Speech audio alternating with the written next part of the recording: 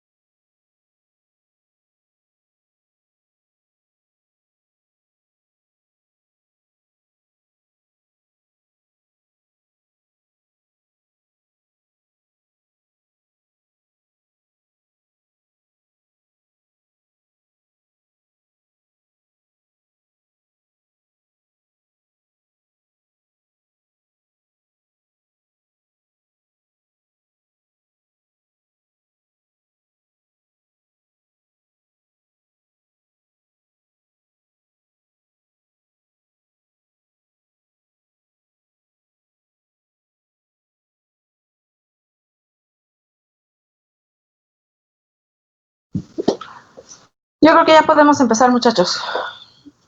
Ya son por lo menos 53. Vamos a empezar la grabación. Ok, ¿alguna duda que les haya surgido del lunes ahorita?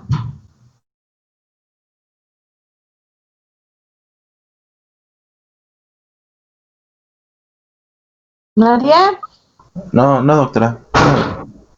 Ok, bueno, nos habíamos quedado en el diagnóstico. Les pregunto, ¿cómo diagnosticamos una leucemia aguda linfoblástica? Con citometría hemática. Pero, ¿qué más? O sea, si ustedes piensan que un paciente tiene leucemia, ¿qué le pedirían o qué le harían? Un aspirado de médula ósea. Un aspirado de médula ósea con inmunofenotipo, que finalmente, efectivamente, es la citometría, la citometría de flujo, ¿no? Y bueno, la citometría hemática de un paciente con leucemia, ¿cómo la pueden encontrar? Pues vamos a encontrar leucopenia. Y va a haber... Bueno, creo que por lo general va a ser leucopenia, ¿no? O puede haber pancitopenia. ¿La leucopenia? No, puede ser leucocitosis en 50%, 25% leucopenia y 25% normales en leucocitos. También puede haber síndrome hemorrágico, síndrome anémico o síndrome infiltrativo. ¿Y la hemoglobina y las plaquetas cómo van a estar normalmente? Generalmente disminuidas. Disminuidas, exactamente. Entonces, podemos tener en la citometría hemática pancitopenia, o bien una bicitopenia con leucocitosis o bicitopenia con leucos normales, ¿no? Eso es lo que podemos encontrar. Si en el frotis de sangre periférica les reportan blastos, pues ya no hay mucho para dónde moverse, ¿no? Lo más probable es que sea una leucemia aguda. Bueno, para poder, antes de entrar en el tratamiento, necesitamos clasificar a los pacientes según su grupo de riesgo. En general, la mayor parte de la literatura va a dividir a las leucemias linfoblásticas en dos grupos de riesgos, el de riesgo habitual y el de riesgo alto. Yo les pregunto, ¿riesgo de qué? Y no es de morirse, porque todos tenemos el riesgo de morirnos. ¿Riesgo de qué? Pues se padece la enfermedad. No, pero ya cuando tienes el diagnóstico ya la padeces.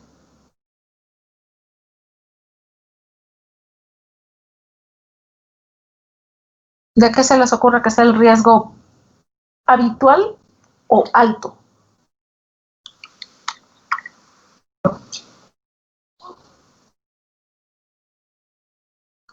Hagan de cuenta que cuando nosotros damos tratamiento para la leucemia, damos el primer esquema y generalmente vemos la respuesta, ¿no? Si está en remisión completa, entonces seguimos con las siguientes etapas del tratamiento. Una vez que están en las otras etapas es porque están en remisión.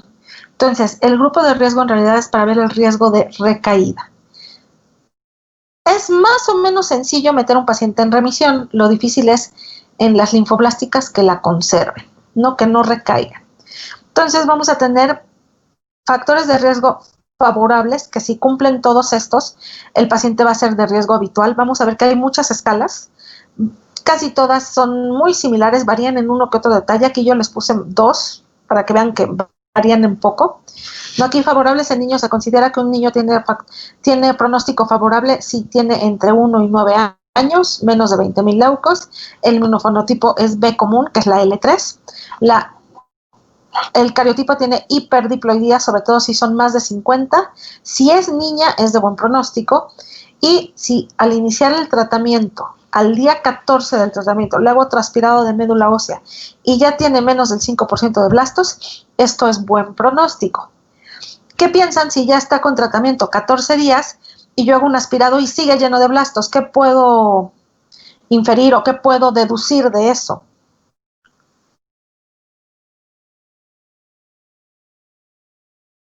Si ya le... ¿Ah? Que el tratamiento no fue efectivo. O que pueda haber remisión. No. Que no va a lograr remisión, lo más probable es la remisión. Casi siempre nos esperamos hasta el día 28 del tratamiento.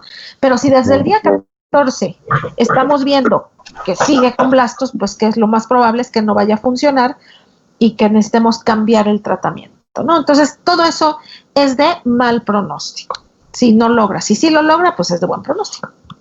Factores desfavorables en los niños, menos de 1 y más de 9. Cuando tengan leucocitosis más de 50.000, si la leucemia es T, es mucho más agresiva, y pre-B es muy inmadura, también es agresiva. El cariotipo de mal pronóstico, ¿no? Cuando decimos que hay pérdidas, hipodiploidías, la translocación 922, la translocación 411, si al día 14 sigue con más del 20% de blastos, y si al diagnóstico tuvo más de 1.000 blastos en la sangre periférica. ¿Cómo sabríamos si tuvo o no tuvo más de 1.000 blastos en la sangre periférica? ¿Cómo se les ocurre?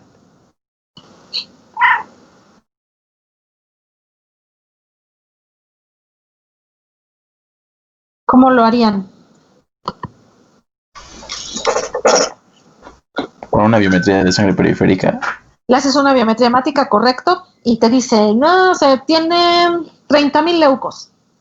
Y de esos 30.000 leucos, el 20% son blastos.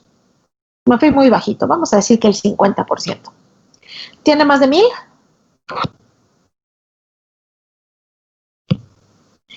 Si de 30.000 leucos, el 50% son blastos. Sí, pues sí, pues tiene más de 1.000, tiene 15. ¿No? Así es como lo hacemos. Con más de 1.000 ya es de mal pronóstico. ¿Por qué es de mal pronóstico que esté en la sangre periférica? Porque te aumenta el riesgo de infiltración a todo lo que son sitios santuario y te habla de una enfermedad que tiene mucha mayor carga tumoral. Normalmente los pacientes con leucemia que se diagnostican con pancitopenia, la leucemia está metida en la médula, no ha salido. Pero si ya tiene mucha leucocitosis, hay pacientes que llegan con 200.000 leucos, con 300.000 leucos. Te habla de una enfermedad que se está reproduciendo muy rápido y que va a haber mucha carga tumoral. Sí, y eso obviamente, entre más carga tumoral, pues peor el pronóstico. En los adultos es de buen pronóstico que tengas entre 16 y 25 años, al diagnóstico menos de 25.000 leucos, lo mismo de los blastos al día 14, menos del 5%, y la respuesta completa en las primeras 4 o 5 semanas, que son los 28 días que yo les comentaba. RC es respuesta completa. Desfavorable en el adulto ya completamente, más de 30 años de edad, leucocitos más de 25.000, las translocaciones que ya habíamos mencionado de mal pronóstico, que es la 922 y la 411, que al día 14 haya más del 25% de blastos y, bueno, no lograr la respuesta completa, ¿no? En las primeras 4 o 5 semanas. Todo esto es de mal pronóstico. Si no logras controlar la enfermedad después de 28 días de tratamiento, pues muy probablemente sea una leucemia muy agresiva. O bueno, no muy probablemente, seguro. Hablando ya como grupos de riesgo, esto es lo que les decía, que cambia un poquito, esta es otra. El riesgo habitual o normal de recaída deben de cumplir todos y cada uno de estos. Que la edad entre 18 meses, ya no es 1 a 9, sino aquí se extiende un poquito más, 18 meses a 10 años, menos de 30,000 leucos al diagnóstico, que sea una de estirpe B, que no tenga infiltración al sistema nervioso central, que no tenga translocaciones, o sea, 922, 411, todas las que vimos, sobre todo de mal pronóstico, o que en su inmunofenotipo tengan marcadores mieloides aberrantes, es decir, que marque CD33 o CD13, eso es de mal pronóstico. Las hiperdiploidías o un cariotipo euploide es de buen pronóstico. ¿Sí? Si no cumple alguno de estos, por ejemplo, tiene 13 años, pues ya no cumplió, ya no es de riesgo habitual, ya solo por la edad es de riesgo alto. ¿Sí? En los niños, en general, sobre todo los de riesgo habitual, tienen un pronóstico favorable. Logran la respuesta completa, les decía, no es difícil, 90-95%, pero la mantienen durante 5 años el 70% de estos, y bueno, el 95% se curan, ¿no? Riesgo favorable, lo que son los pacientes que tienen riesgo habitual o pronóstico favorable. Si nos vamos, como no los voy a aburrir con 30,000 tablas, que bueno, ya es más del hematólogo, si nos vamos a los del grupo de riesgo más desfavorable, ya habíamos visto más de 30 años, todo lo que vimos en la diapositiva anterior. Aquí las respuestas completas disminuyen hasta 70-85%, pero fíjense, la frecuencia de recaída es mucho más alto, solamente el 30% la mantienen la remisión durante 5 años. Y, bueno, hasta menos del 5% se curan aún con trasplante. Ahorita que ya estamos hablando de neoplasias, vamos a ver que se habla mucho de sobrevida global y sobrevida libre de enfermedad. Son muy distintas. La sobrevida libre de enfermedad son los pacientes que lograron controlar la enfermedad y que no han recaído. Y la sobrevida global también mete a los pacientes que, a pesar de que ya recayeron, siguen vivos, ¿no? Esa es la diferencia. Luego vamos a hablar mucho de esos dos, ¿no? Para iniciar tratamiento siempre tengo que clasificar por riesgo. La quimioterapia de riesgo habitual es mucho menos intensa que la quimioterapia de riesgo alto. ¿Qué pasa si yo a un paciente que tiene riesgo alto le doy quimioterapia de riesgo habitual? ¿Qué se les ocurre que pueda pasar? ¿Sus células podrían volverse resistentes al tratamiento? Por un lado. Simplemente no será efectivo, ¿no? Porque no estás metiendo la misma dosis. Pueden ser varias cosas. Una es que no logre la remisión, simplemente no responda. Otro es que sí la logre, pero un ratito, y como dice su compañera, las células se vuelvan resistentes a la quimio y recaiga. Entonces, ese sería el peor panorama, ¿no? Una recaída temprana con quimioterapia siempre es muy mala, ¿no? Entonces, siempre hay que clasificar muy bien por riesgo. Y si a uno de riesgo habitual le doy quimio de riesgo alto,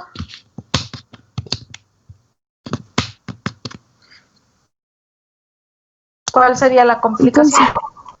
Probablemente gran número de sus células se van a ver afectadas, o sea, las células en su cuerpo en general, no solamente las normales. Exactamente. Entonces, le estoy dando mucha toxicidad a un paciente que no está justificado y puede que por la toxicidad de la quimioterapia hasta se muera, ¿no? Que tenga complicaciones graves de la quimioterapia y que muera. Entonces, por eso es tan importante siempre clasificar por riesgo. Finalmente, el factor de riesgo más importante de todos es lograr la remisión completa. Ese es uno de los más importantes, ¿no? Y ahí va de la mano el tratamiento. El tratamiento de todas las leucemias agudas las dividimos en varias etapas. La primera etapa es la inducción a la remisión. En esta etapa mi objetivo no es curar al paciente, sino simplemente destruir la mayor parte de las células leucémicas para que el paciente pueda recuperar su hematopoiesis normal, es decir, que ya no tenga anemia, que ya no tenga trombocitopenia, que ya tenga neutrófilos, que no se muera en ese momento. Hay muchos fármacos que se pueden utilizar, ahí les pongo algunos, no es mi interés que se los aprendan así, los nombres, ni las dosis, ni nada. Pero bueno, puede ser bencristina, prednisona, asparaginasa, ahí no puse a la citarabina, a la ciclofosfamida, hay muchos medicamentos y combinaciones de los mismos que usamos, ¿no? Finalmente, el tratamiento de la linfoblástica es quimioterapia combinada, ¿no? O multiquimioterapia. Para los que tienen la translocación 922 o cromosoma Filadelfia, les decía yo de la otra clase, ya hay terapia blanco. ¿Cuál es el problema de la mayor parte de las terapias blanco? ¿O qué significa terapia blanco? Pues que son terapias dirigidas, ¿no? Exactamente. El imatinib se creó precisamente para atacar a las células que tienen el BCR-ABL, es decir, la translocación 922. No, inicialmente se utilizó más en la leucemia mieloide crónica, que es la otra enfermedad que tiene esta translocación, pero bueno, se utiliza desde hace muchos años también para las linfoblásticas. Sí, el imatinib es el de primera generación y unos, a lo mejor 7, 8 años después, surgieron los de segunda generación, que es el Nilo y el Daza, y hay de tercera generación, que es el ponatinib, pero todavía ni llega a México. El imatinib al mes te cuesta 30,000 pesos más o menos, y el Nilo y el Daza el doble, entre 60 y 80 al mes. ¿No? Entonces son medicamentos extremadamente caros, pero muy, muy buenos. Les decía, ha cambiado el pronóstico de las leucemias Filadelfia positivo, porque a veces hasta con el puro mantenimiento del imatinib les va bien, ¿no? Entonces, a los que tienen Filadelfia les voy a dar imatinib o nilotinib. Hay otras terapias blanco, por ejemplo, para el FLT3 está la midostaurina. Hay muchas terapias blanco ya actualmente para las alteraciones citogenéticas que son muy específicas. Una vez que damos el tratamiento de remisión, a los 28 días es muy común que el paciente te pregunte, oiga doctora, ¿cómo voy? Entonces yo siempre les contesto, bueno, hay que esperar al día 28. En el día 28 volvemos a hacer un aspirado y vemos. Si ya logró la remisión, iniciamos el tratamiento post-remisión, que también se le conoce como de consolidación o intensificación. Vamos a dar, casi siempre son los mismos fármacos, pero a dosis más altas, ¿sí? Fármacos que afectan el DNA. Aquí entra el metotrexate a dosis altas. No, hay varios esquemas. Mi objetivo en esta etapa es destruir las células residuales que sobrevivieron a la etapa previa. Como la leucemia linfoblástica infiltra el sistema nervioso central, bueno, tenemos la siguiente fase del tratamiento, que en realidad va a la par de las otras tres, que es el tratamiento preventivo de la leucemia meningia. Lo que decíamos, ¿no? Finalmente las células se pueden resguardar en este sitio santuario, entonces mi objetivo es destruir esas células. Voy a administrar, generalmente la mayor parte de las veces damos triple fármaco, que es metotrexate, citaramina y algún esteroide, hidrocortisona o dexa, es lo más frecuente, dexametasona. Por vía intratecal, ¿cuál es la vía intratecal?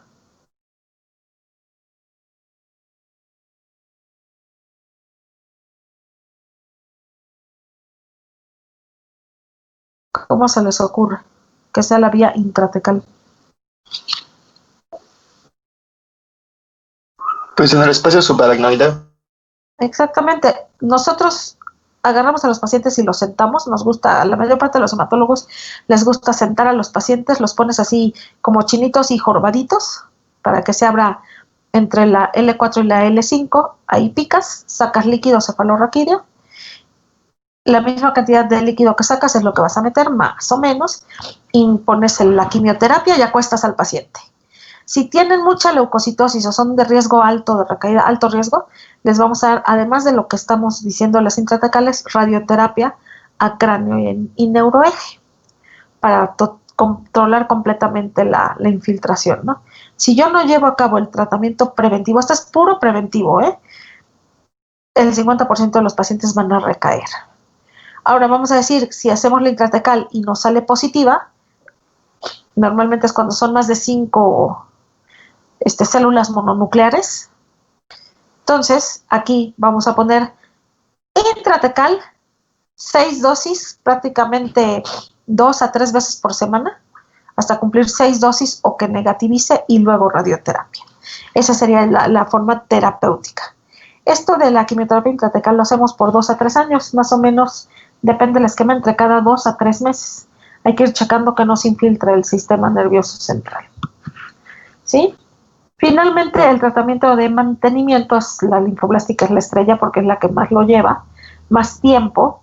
Me permite destruir la enfermedad mínima residual o los vestigios de leucemia que hayan quedado. Aquí ya no se dan dosis altas, normalmente es vía oral, la mercaptopurina y el metotrexate, que los dos intervienen con la síntesis del DNA por 2 a 3 años. Si tienen Filadelfia, pues les sigo dando el imatinib. En la linfoblástica es mejor el DASA que el Nilo, pero bueno, podemos utilizar al que tengamos acceso. ¿Dudas de las leucemias linfoblásticas?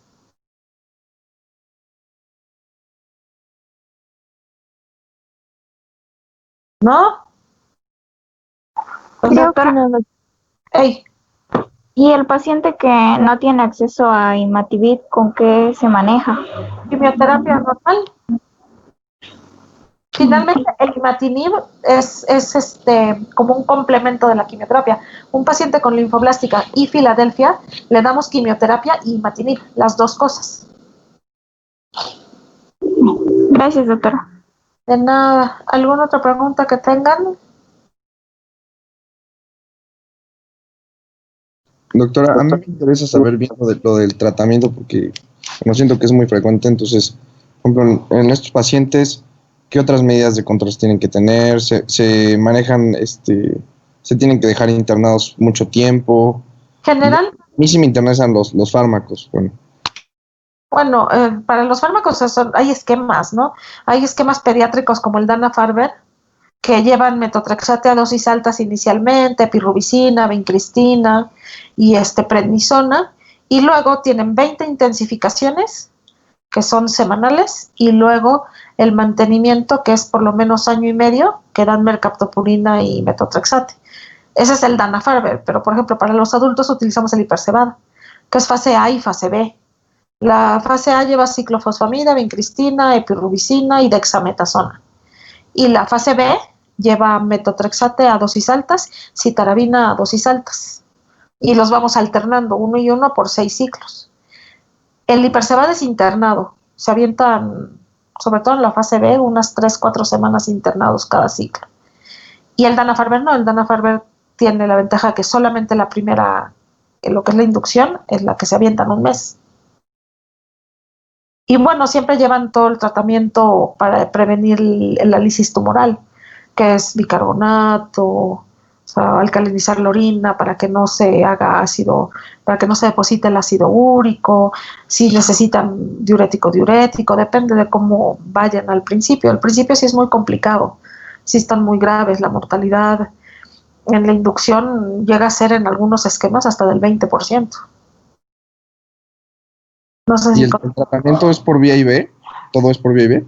la mayor parte de los medicamentos inicialmente son IV, hay algunos que son vía oral. Por ejemplo, en el mantenimiento, la mercaptopurina y el metotrexate se ha tomado. En los niños el metotrexate se pone intramuscular, depende del esquema que utilices. Y esquemas hay los que tú quieras, muchísimos. Dana-Farber, BFM, Hipersevad, depende el esquema que utilices en tu centro. Ok, doctora, gracias. De nada. ¿Alguna otra pregunta que tengan? ¿No? Bueno, entonces vamos rápidamente a las leucemias agudas mieloides. ¿Sí ven la célula que está hasta arriba del lado derecho? Tiene en su citoplasma como un palito. Se ve como una rayita roja. Eso es un bastón de Auer y es el apilamiento normal de los gránulos. Estos que vemos aquí son blastos mieloides, son mucho más ojones, más grandes. No tienen, el núcleo no ocupa toda la célula, sino que sí tiene citoplasma y en el citoplasma claramente se ven los gránulos. ¿Sí ven el bastón de Auer? Sí, doctora. Sí, sí se ve. Bueno, ese es el más característico morfológicamente de los mieloblastos. Y la clasificación de la FAB es muchísimo más complicada que la de la linfoblástica, va desde la M0 hasta la M7. Hagan de cuenta que las leucemias mieloides agudas son las que surgen de la GEM. Entonces tenemos puramente mieloides, o sea, de la serie granulocítica, son 4 leucemias, que es desde la M0 hasta la M3. La M0 es con mínima diferenciación, la M1 es sin maduración, la M2 es con maduración, ahí está mal, pónganle maduración, y la M3 es la promielocítica. Todas estas se caracterizan por tener por lo menos, no tienen mieloblastos, dependiendo del tipo, ahorita vamos a ver el porcentaje de blastos que se requiere. La M4, que es la mielomonocítica, combina mieloblastos con monoblastos. La M5, que ahí hay dos, es la de puros monocitos, monoblástica. La M6 es la eritroleucemia y la M7 es la megacariblástica. Entonces, si ustedes se fijan, es la GEM. ¿Sí? Entonces, la M0, hay dos leucemias de las mieloides agudas que no podemos diagnosticar, voy a regresar, que no podemos diagnosticar con puros criterios morfológicos. Y está muy facilísimo. Es la primera, la M0, y la última, la M7. La M0 nos cuesta trabajo diagnosticarla exclusivamente por criterios morfológicos porque tiene muy poquita diferenciación. Si ustedes ven los blastos de la foto, son blastos que se parecen un poco a los linfoblastos, a excepción hecha de que están más grandes, ¿no? Pero la cromatina se ve igual, casi no tienen citoplasma. Entonces cuesta un poquito de trabajo diferenciarlos morfológicamente. Esto forzosamente requiere de inmunofenotipo que marque CD13 y o CD33 y que no tenga marcadores linfoides. Y bueno, si vemos el microscopio ultraestructural, el microscopio electrónico, vamos a ver que tienen mieloperoxidasa. Entonces, la M0 nos pide, voy a regresar, no importa tanto el número, aquí nos pide más del 20% de blastos. Y que, bueno, el inmuno que marque esas dos cosas. La M1, bueno, requiere nuevamente mieloperoxidasa positiva o negrosudan, que ya casi no lo encontramos, pero la condición forzosa para que sea M1 es que tiene que haber una infiltración en la médula ósea por blastos más del 90 o más por ciento. Es decir, hacemos un aspirado, vemos la laminilla en el microscopio y contamos 100 células. Para que digamos que es una M1, tiene que haber 90% o más de mieloblastos. ¿Sí? Entonces aquí tenemos más del 90% de mieloblastos, más del 3% de blastos positivos a peroxidasa. Y bueno, aquí me equivoqué, es menos del 10%, obviamente, si no pasaríamos el 100. Ahí, ojo, me equivoqué, menos del 10% de blastos, de granulocitos en diferentes estadios de maduración. ¿Cuáles son los diferentes estadios de maduración de los granulocitos? ¿Quién me los puede decir?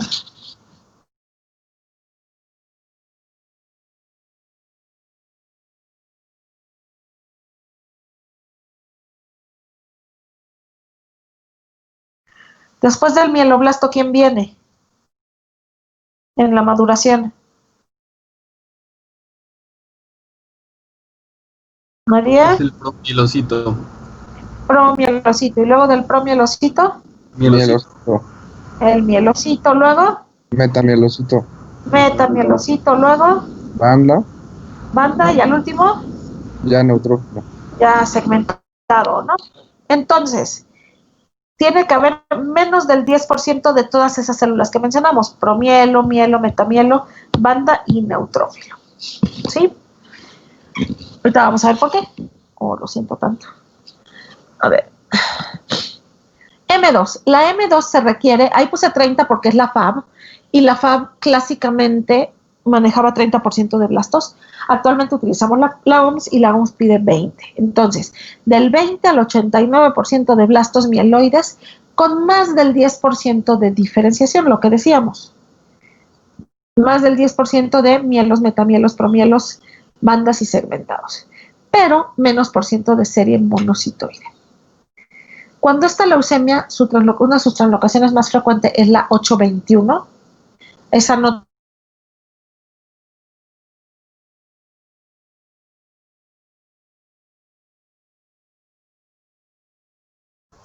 Doctora, si está hablando ya no se escucha, o no sé si solo sea yo. Yo tampoco la escucho. Yo tampoco la quiero. No, esa no. Sí, se cortó su audio, doctora, ya no se escuchó. Nada.